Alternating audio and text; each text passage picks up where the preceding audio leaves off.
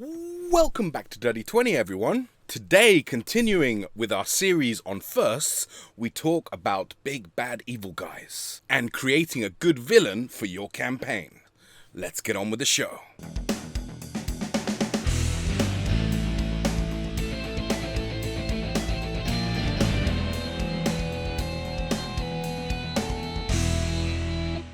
Thanks for joining us, lovely people. We have done a video on your first session as well as your first combat encounter.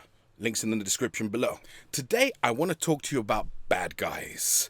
The villain. Sometimes referred to as the big bad evil guy. Now, bad guys can, in my opinion, make or break a story. I think about, for example, Killmonger in Black Panther or Javert in Les Miserables. D&D itself has some really great villains. One of my personal favorites is Strahd von Zarovich. So clearly, for a good campaign, a good villain will make everything so much more epic. So, in our first session video, our party decided to take on the task of finding a local lord's daughter that had been kidnapped by bandits. The party then went on to track down a group of bandits and engage them in combat for our first combat encounter.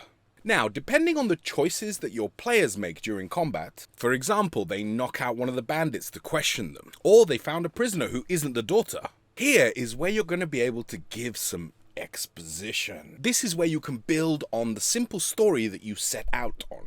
And this is where you can foreshadow the big bad evil guy. Don't worry if you haven't got all the details. Here you're really kind of planting a seed. In fact, the more vague and mysterious you make the big bad evil guy, the more your players will love the villain. Another great way to get your players to hate the villain is to have them betray the party in some way early on, thereby driving them with revenge. Now let's imagine that the bandits that our party dealt with ease, kind of, and they find a man bound in ropes. He explains that he is a local mercenary who was hired to escort the daughter of the Lord. He failed in his mission to protect her, and now he asks the party if he can join them on their quest to rescue her. Being sincere and convincing them, hopefully no one here says, can I roll insight? The party now rides off with a new ally. What they don't know is that they have allowed the infamous bandit, liar and manipulator, only known as the Dagger, into their journey. Now, to be quite honest, you're going to have so much fun setting up the inevitable betrayal. But in the meantime, he could, for example, save someone's life, protect the party in some way, guide them, maybe even actually help them rescue the Lord's daughter. My suggestion would be to give it a couple of sessions before the reveal for maximum effect. Afterwards, make sure he escapes any confrontation, and voila, you have a fantastic villain that you can bring back in the future, and the players will love it, I promise. Before we jump into our character building section, if you wouldn't mind subscribing to the channel if you haven't already, and hit that bell icon in order to be notified whenever new videos come out. We have some fun ones in the pipeline, including some on RumbleSlam and some on historical wargaming. Okay then guys, so today we are going to build a character sheet for our potential big bad evil guy, this kind of bandit, this rogue, this character who has potentially joined our party of heroes, and I'm going to make a character sheet for him. Now, you don't have to do this, you can kind of go by stat blocks, but this is a way for me to start thinking about you know, what this character's like, what their abilities are like, and kind of building on, you know, what actually comes out of the story. But I'm going to go ahead and I'm going to make the Dagger a human, and he's going to be a variant human. And we're going to make him a rogue. And the reason for that is because there is a rogue subclass, which we're going to hit at level 3. Which it kind of embodies the Moriarty archetype a little bit. That's how I've heard it described, the mastermind. Deception and manipulation and these kinds of things. So we're going to go rogue, and we're going to go charlatan. Again, backgrounds, you know, they are what they are. They help you build on things. It's just a kind of a placeholder. But now we're going to pick a skill, and I want this guy to be really, really good at lying. I want him to be able to, you know, if a character says, or if a player says, I want to check insight. I want to do an insight check.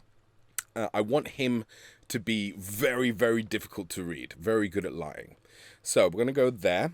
Now, usually, you know, for a rogue, Dex would be kind of your highest score, but he is going to be doing a lot of lying, a lot of charisma-based stuff. So I'm going to go 16 charisma, and I'm going to go 15 Dex. The benefit here being that the variant human gets +2 in 2 abilities, and we'll see what they are a little bit later. Now then, I'm going to go 12 intelligence. I'm going to go 11 constitution. I'm going to go 10 wisdom. And I'm going to go 8 strength. I'm dumping strength. And I think that already starts telling me what kind of character this big bad evil guy is going to be, right? So I'm going to round up the dex and the con so that they are even numbers, and we get an extra +1 on each of those. So that works out nicely. Now we get 4 skills. Again, I want this guy to be very good at persuading, at potentially perceiving things, and insight, and probably performance as well, right? Again, that's probably a charisma check, so it's going to be handy if he's pretending to be ill or something like that, right? So we're going to go there. Now, expertise, double proficiency. Again, I want him to be good at lying, and I want him to be good at spotting lies. So we're going to go that. Now, variant human, you get a starting feat. I love my starting feats. It's always kind of interesting to, you know, just have a look, see what you can build, because they really kind of change things. Now here I was super tempted by going with telepathic. You can cast detect thoughts once per day, and the spell becomes known to you. You can speak directly into the mind of a creature within 60 feet. +1 to intelligence, wisdom, or charisma. Very tempting. We could bump up our charisma again. You know, communicate with people, but that's more of a kind of player choice. If I was going to be playing this character, maybe I'd go that way. Here I want just a real classic actor. You gain advantage on deception and performance checks to impersonate someone else. You can imitate the sounds or speech of another creature, and you gain +1 charisma. Again, all very kind of role-play things, which is exactly kind of what you want for an NPC, because it's less mechanical, although, again, advantage on deception and performance is pretty nice, but it's about impersonating people, making sounds, and again, obviously gaining a +1 charisma. So we're going to go with that. Now, I'm going to take very standard equipment, rapier, short bow, burglar's pack. Okay. Then, now, name. I can't call him the dagger, because if I print this, character sheet out, and give it to one of the players and say, okay, for this combat, whatever, you can run him, right? Now, I probably wouldn't do that anyway, but I wouldn't want him to see the name. So I'm going to call him Derek. Yes, I'm going to call him Derek. That's his name. He's Derek the Mercenary. Now, armor. We're going to put him in some leather armor. 14 armor class. Not bad. Again, we're not really aiming at him kind of bouting with people. Skill-wise, I mean, look at that. +7 to deception. +5 for performance and persuasion. I like that his intimidation isn't super high, because his strength is kind of low. So he's not intimidating in that way, but he can still be intimidating. And yeah, pretty good all round, apart from obviously strength. Decent in combat. Rapier +5, 1d8 +3. He's got short bow, dagger. No magic. You could have gone bard to do something like this. It would have involved a lot more spells, and I think that would kind of complicate things a little bit. But let's have a quick look. So let's see. Human features 1 skill proficiency of your choosing. We chose Deception. 1 bonus feat of your choosing. We chose Actor down here at the bottom. Actor, you gain advantage on deception and performance checks to impersonate someone else. You can imitate the sounds or speech of another creature, and you gain +1 to charisma. So our charisma is currently 17. Again, bump that up soon. It's 18 +4. He's pretty deadly. But again, that's not really what we're here for. We're here for building a character that we can take inspiration from and take the things that we like. You can learn about the rogue class more in depth than the subclass of the mastermind by doing this kind of thing. But we're going to take him up to level 3 because I want to show you the mastermind.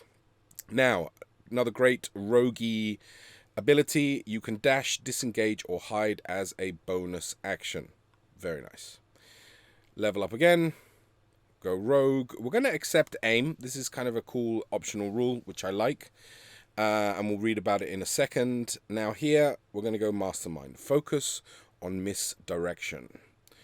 Okay, apply all that. Now, here we gain advantage on an attack as a bonus action when you are motionless. Again, this is the idea of aiming, right? Using your bonus action to gain advantage on an attack, which I like as an optional rule. But rogues have a lot of bonus action stuff, which might make that not always the best choice.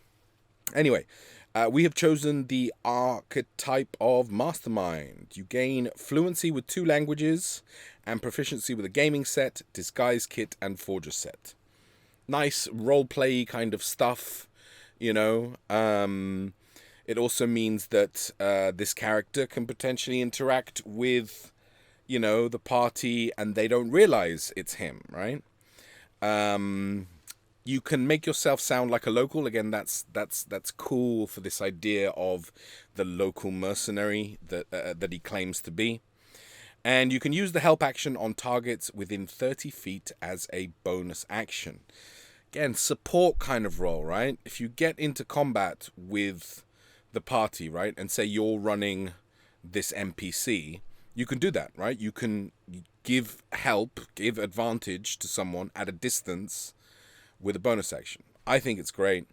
Lots of proficiency on a bunch of different stuff. Some of it doubled up because the charlatan background gives you these proficiencies. The other option is just to go criminal instead.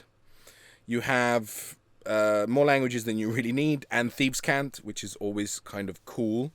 And yeah, this is Derek, the Dagger, the man who will betray our party and become their nemesis for the future. Let us know what you think about him in the comments down below. There we have it, lovely people. Thank you so much for watching. What are some of your favorite villains? Do you have any big bad evil guys that you faced that were epic? Let us know in comments down below. Please like and share this with your friends as it really helps the channel. Have a wonderful day and keep slaying.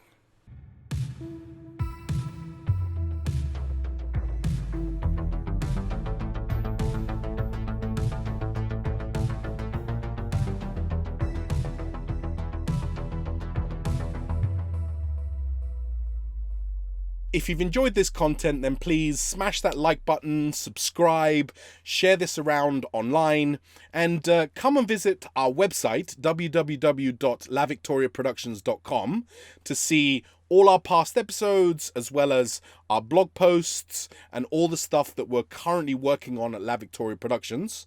Why not reach out to us and tell us what you think of our videos? You can reach us on Twitter. @MouthLaVictoria is our producer. We are also on Instagram. I am Enano LVP, and our producer is Jazzy J Cherot. We're also La Victoria Productions on Facebook and LinkedIn.